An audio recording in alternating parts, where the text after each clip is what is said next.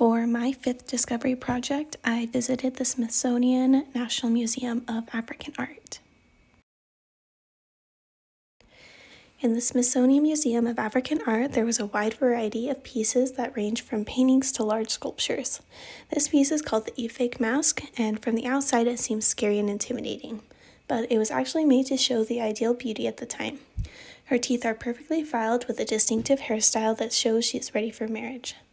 Masks made out of animal skin, much like this one, were often owned by men and used in initiation rituals throughout the Cross River Nation. In many African tribes, masks, specifically masks with four-sided faces, symbolize supernatural forces that benefit the community. Supernatural forces that could range anywhere from fertility to weather patterns. Moreover, whoever is wearing the mask is said to surrender their human body while maybe wearing further decorations and costumes to transfer into a spiritual being. While walking around the second floor of the museum, a lot of the statues and paintings were actually meant to be religious or spiritual or meant to represent something, which I found very interesting. The next couple of images were made by Ayanna Jackson. The theme of all these images were meant to portray an aquaphoria of feminine water spirits from Senegal to South Africa. In traditional historic African art, a lot of the time they would make totems or even masks, like shown above, to represent supernatural spirits. But Ayanna chose photography and dressmaking. This may seem like an odd choice, but she made it clear that she wanted to use these unique dresses to show the resilience of women in Africa. While walking around and looking at all the different varying dresses, this one stood out to me because visually it strayed from the theme. As mentioned before, Ayanna Jackson drew inspiration from African women dying at sea. Therefore, a lot of the materials she uses relate to the ocean, whether it's the color or quite literally the materials. But in this dress, it doesn't reflect that. Instead, it has a specific design, so while dancing, it tells a meaningful story, just like the one that inspired this exhibit.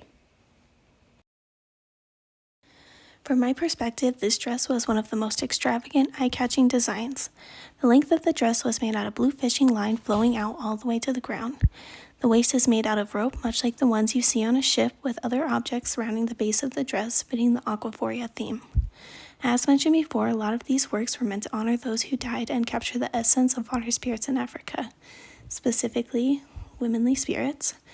With all the materials and light she uses, most definitely captures the astonishing feeling of admiration. I think this exhibit was probably one of my favorites just because it was in its own little section, so it was really dark. So each piece, picture, dress, it was illuminated and it looked oh so beautiful.